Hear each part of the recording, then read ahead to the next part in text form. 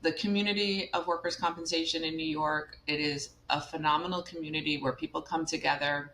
Obviously we're going to be in front of the judge arguing and not necessarily on the same side, but there's a humanity. So, welcome to the You Are a Lawyer podcast. Mary Ellen O'Connor, how are you today? I'm good. Thank you so much for having me. I really appreciate being on your show. I really enjoy it. Yeah, thank you so much for listening. It's been a lot of fun. I had no idea I would still be doing it 5 years later, but when I tell you the time flew by, right? And so I'm happy that now I get to include the video because YouTube shares it with the audience I wouldn't have even thought, you know what I mean, to boost it to. So, Mary Ellen, would you tell the audience a little bit about you and what you do? Okay, so I am a law firm owner in New York. We practice workers' compensation and Social Security disability. So we help people when they are injured obtain the benefits that they're entitled to through the different agencies statewide in New York or federally through the Social Security. So that's what we do here. And I started, I hate to say it, like 20 plus years ago. And I know that so many of your guests are people who went to law school and then changed careers. I actually did a master's in education and was a teacher for 6 years and then changed to become a lawyer. So actually, I'm sort of like the opposite of a lot of the guests that you normally have.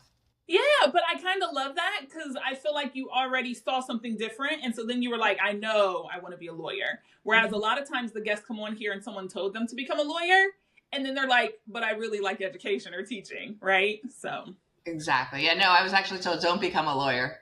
Yeah. Okay. And you were like, okay, so I won't. Wait, but I still kind of am interested. But now I will. Yes. Who was it that told you not to? Was it anyone close to you or anyone that whose opinion you respected? So my dad, and he was an attorney. So he always used to say, I'm the youngest of eight. And he'd always say, I can proudly say, I'm an attorney and I have 8 children and thankfully none of them became lawyers. And then I ruined that for him. You're like, well, sorry, I got to switch it up. I love that. Okay. So you did know lawyers growing up because you knew your dad. Yeah. Mm-hmm. So did he enjoy practicing or he just wanted the cachet of saying none of his kids became? I think he just loved saying that. He actually loved being a lawyer. He worked until his late 80s. He would have continued working until he died. But my children finally were like, we're not driving you to court anymore, Pop. I love that. Yeah. Okay. Very cool. Very cool. You got a master's in education.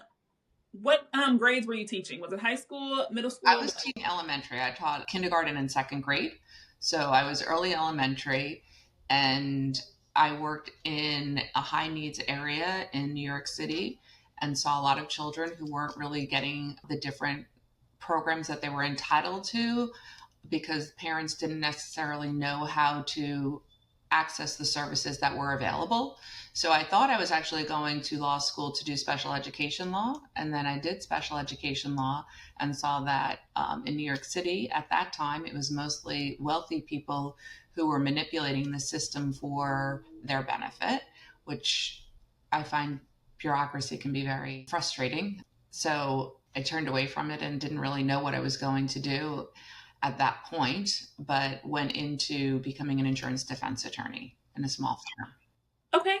So you didn't set out to do insurance defense. Right. So I was doing personal injury insurance defense, and I was in a small firm. It wasn't too cohesive with myself and my personality at the time. I was the only female attorney.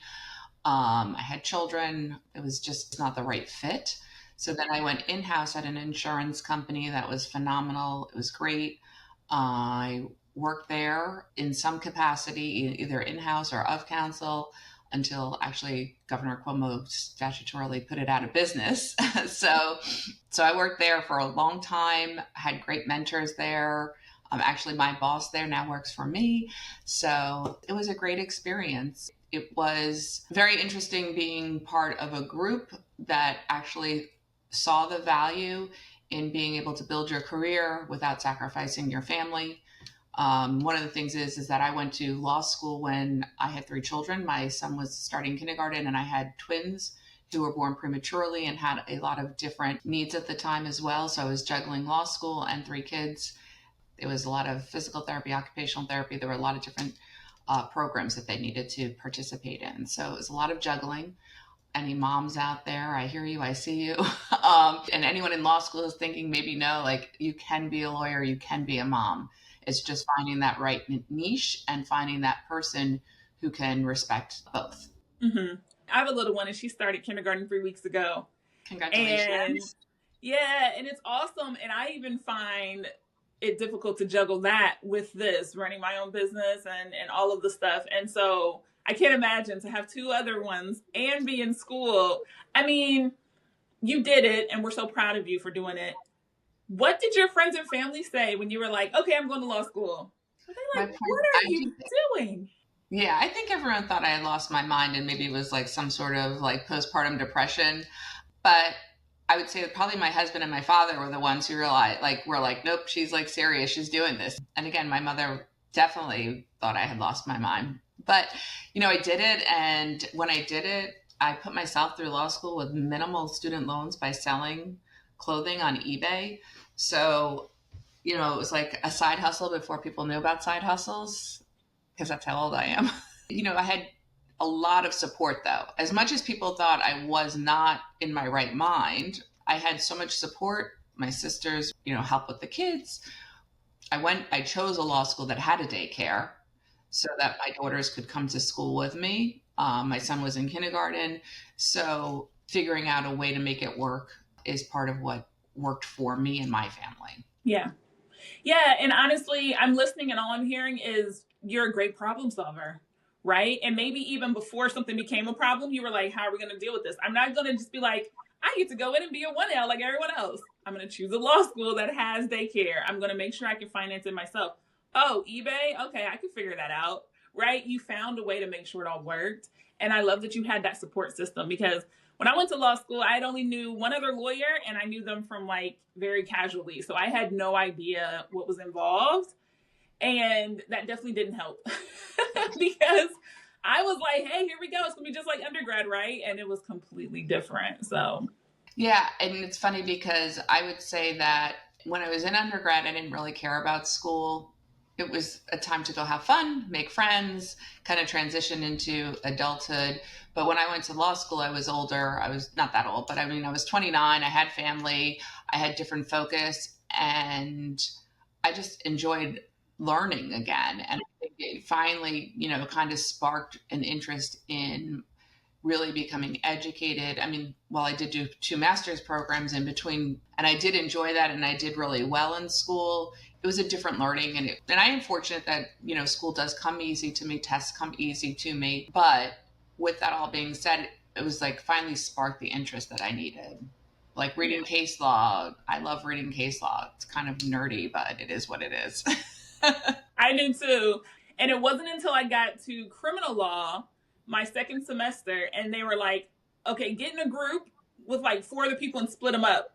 I was like, no, I have to be prepared for all. And they were like, no, you're going to read these 3, you read these, then we'll share the briefs. And I was so like, but I wanted to read, like I actually wanted to read it, not Right. just like I'm cheating, but I was like, but I want to read it. And I was like, Kyla, get through the class and you can read it on the weekend, right? If you really just want to know. Yeah. Because I think it's fascinating, right? The opinions of the judges and the person who wrote it and the things that they pull out. And you're just like, wow, what's that? Between you and then your children's grandfather being an attorney, are your kids really good negotiators? I don't know because I'm better than they are. My daughter is good. I don't know about negotiating, but they are good at guilting me. So maybe they are. Oh man, if we're out doing something and then we're like, okay, we don't have time for 3 or 4 books, just one, she will pick the longest book. And you're just like, how did you? Like, she's a good strategist. You're just like, Yes. I'm watching you, little one. Okay. She's good. She's good. Yeah. You're going to enjoy every minute of watching her grow and I always hated it when people who are older were like, oh, it goes so fast. But I'm like, I've got 3 adult children now who are all out on their own and doing their thing, which is an amazing thing, how fast it really does go by. It does. It goes super fast. I was just at a baby shower last weekend for my sister-in-law and they were like, give us some advice. And I was like, take more pictures than you think you need because you'll just be like, how does she? So, Mary Ellen, let's talk a little bit about employment law. I've had a couple of employment lawyers on here and it's never really something that most people intentionally go into, but then they love it when they get there, right? The compliance aspect, the writing, all of it. What would you say if someone was looking for a role? Like, how would you sell them on employment law? So I actually don't do employment law. I do workers' compensation. So when people get hurt at work, I help them out. That's our I will first sell lesson. people on workers' compensation because I got into this role accidentally. I was working in a firm that was all men, somewhat disrespectful of me being a woman, and I'm putting that nicely. All these years later, it would not be something that could happen in this day and age. And I will say, not part of the Me Too, just the disrespect of me being a woman, being like, oh, it's Secretary Day. You should go to Secretary Day. I'm like, are the other lawyers going? And they're like, well, no, but like you're one of the girls. And I'm like, no, I'm not. I'm actually one of the attorneys. Thank you very much. So, there was that disrespect and it just wasn't the right fit. So there was an attorney there who was a retired senior attorney. He was kind of working part time and I loved him. And was a bit fed up with the situation and I was faxing my resume and cover letter because back then you went to the New York Times, looked up, faxed things out. And the attorney, he came in and he was like, oh, I'll do all that for you so you can go back to the office. Let me take that. And I was like, no, I got it. And I actually faxed my cover letter and resume to the wrong telephone number to this insurance company. They called me and I was like, I don't know. I'm not going. I'm like, workers' comp. What is this? And I had no idea. I mean, it's such a small niche. And I know it sounds funny, but like, I really was like, oh, I don't even know about this. So the only thing I remember was from bar prep where they were talking about people who folly when they were playing hide and seek in a big bakery and they turned the lights on and it wasn't the lights, it was actually the electric and the person died in the big whisk. So I was like, what in God's name? I don't know anything about this. And I'm trying to, at that time, Google wasn't as big as it is today, but you could Google. And I was trying to find out as much as I could. And I went in for the interview only because it was next door to the job that I actually wanted. And the interview for that job was an hour later. So it's like, might as well. I'm there anyway. And I interviewed with Mary, who ended up being my manager and boss at the place. She was phenomenal. I couldn't believe, I was like, this seems too good to be true. And I was like, can I get that in writing? And she was like, oh, sure. Like, I'll put all that, in writing. And I was like, okay. Then I went next door and I interviewed at what I thought was going to be my dream job with someone who was awful in the interview. The person who would have been my boss was so difficult and was like micromanaging, where she was like, nothing leaves the office without my initials. What if you have a brief that's due and it's 6 o'clock and I'm not around? What do you do? I'm like, well, I put it in. And she's like, you'd be fired because my initials weren't on it. I was like, well, rather than be late, I don't know. So I was like, oh, and I felt like such a leap of faith taking the job. But I figured I'm young in my career. Like I can do anything for 2 years. And if I don't like it, I'll move from there. And it was the best thing I ever did. The community of workers' compensation in New York, it is a phenomenal community where people come together. Obviously we're going to be in front of the judge arguing and not necessarily on the same side. But there's a humanity. And I think that's what is missing from many things in life. And I get to sit in front of a judge every day and argue. I represent people from all different walks of life. And for most people, the first experience that they have with the legal industry is coming to my office because they got hurt at work. They see things on TV, and workers' compensation is nothing that you see on TV. And they come in and they are afraid, they're not getting paid. People live paycheck to paycheck. They don't have food coming in. So we provide them with the bridge to survival. So it seems, on a day-to-day that we're grinding, but every day we are able to make an impact in somebody's life. And even if someone comes into workers' compensation and they're on the defense end of things, my boss at the insurance company used to say, we're not here to withhold money. We're just here to make sure that the people who deserve it get it. And when they deserve it, we need to give it to them. And we need to make sure that we process it quickly. So it is truthfully an area of the law that until people get hurt, they don't realize how much it impacts them. And I'm in New York. Tomorrow's 9/11. the number of people who don't normally have to experience work, relying on workers' compensation, white collar people, like everyone who was hurt that day, it didn't matter if you were a store owner or you were a bonds trader. It was a united front at that point.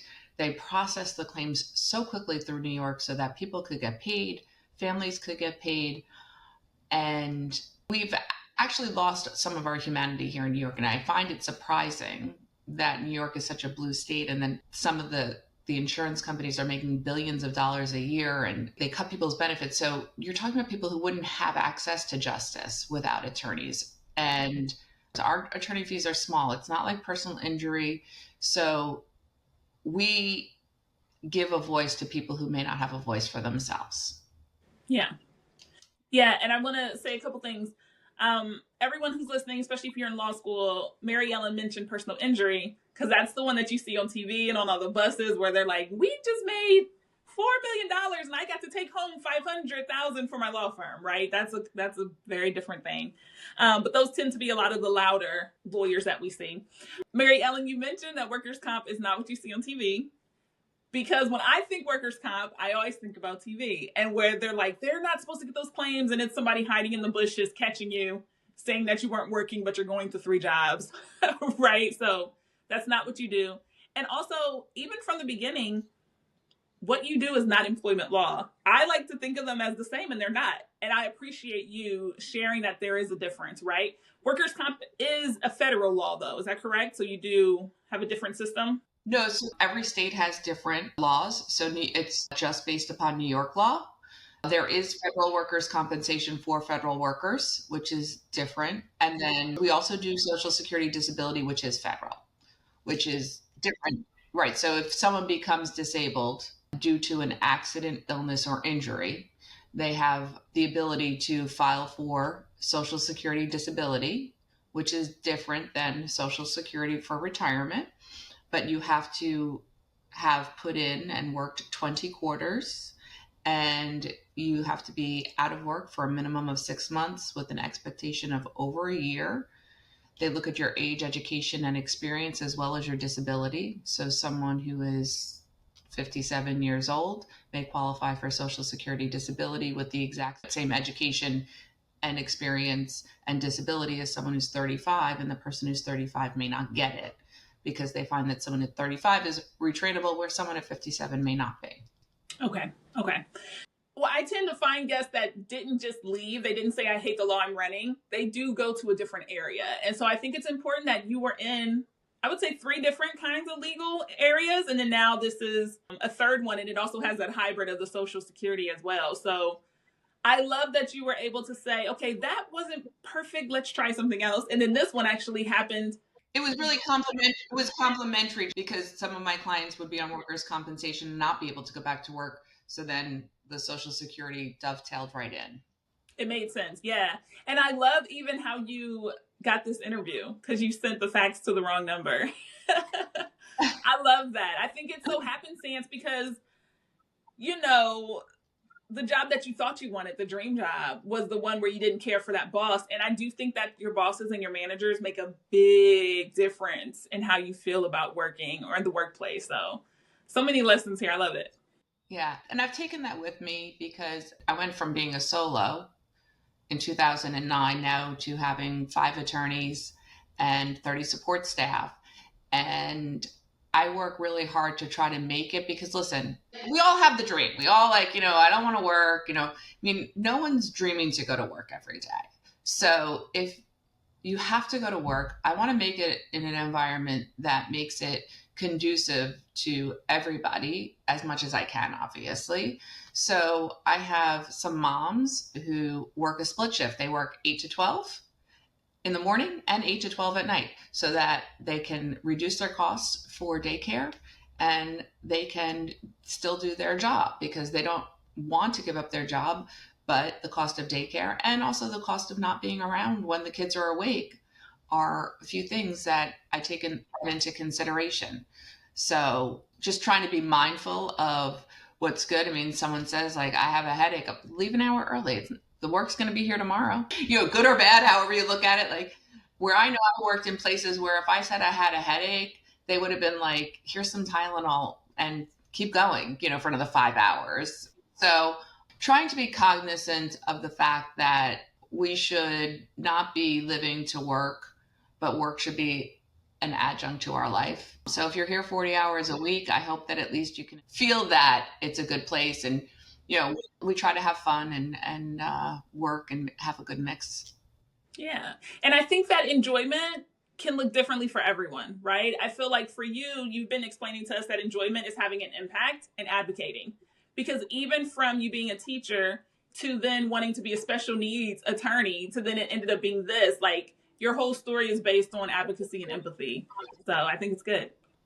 Yeah, I think that I look and see and realize that I come from a place of privilege, which is happenstance. You don't choose your family. You don't choose where you're born or what your experiences in life are. I was extremely fortunate.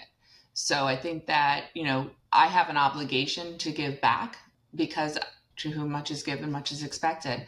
And I think it's important to be able to give back as much as possible.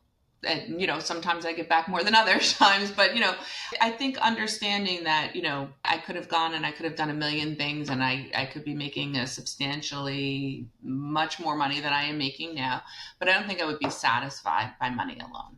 Yeah, absolutely. Absolutely. All right. So Mary Ellen, you are a podcast listener. So, I ask every guest this question. What would you say to a law student or a young lawyer, 5 years practicing or less, about what they can do with their law degree? I would say do not limit yourself and don't look at obstacles. I think that that's the one thing is that I would look at a goal that I would have and say, okay, let me get this done. It wasn't looking at what could get in the way. It was just like, what path do I need to get to the end? As opposed to looking at what obstacle could come in the way. Don't let the noise around you kill you and just stick with it. At the end of the day, there's nobody out there that can be who you are. And you're going to be doing a job 40 hours a week. And as a lawyer, 80 hours a week. So you better really enjoy what you're doing. And I will say this, like if you're in a job or you're doing something that you're not enjoying, get as many skills, learn as much as you can, and then move forward from there. Take it as an opportunity and use that to your advantage in the future.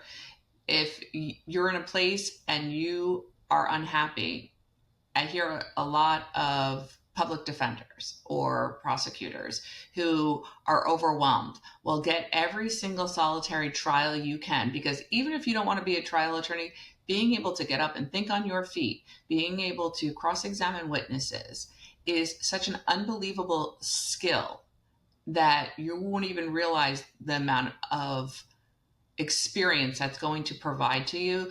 So if you're unhappy, take what you can from that position and move forward. You are young. Well, I shouldn't say, because some people do go to law school and they're a little older, but for most part, you guys are young. I changed my career. I had 3 children, like 2 babies and a kindergartner. It may seem hard, but don't look at the hard. Look at what the end results will be. Don't look at the day-to-day. But yes, don't look at the hard, right? Look at the goal, but also what I was hearing was just don't give up. No, 100%. And no one will ever regret having a law degree. That's the one thing I will definitely say. People said to me, what if you don't get a job? And it was not the greatest economy at the time. And I was like, I don't know. I'll never regret having a law degree. I've never found anyone that I've met who said, I regret my law degree. May not like being an attorney, but they don't regret their degree. Yes. And everyone, I did not pay Mary Ellen to say that. That is like the whole motto of this show. So yes, absolutely. Absolutely. Well, thank you so much for joining me today. I really appreciate it. And thank you for explaining the differences of workers' compensation and why it's so valuable. This was great. Thank you so much for having me. I really appreciate it. And good luck to your daughter. Thank you. Thank you.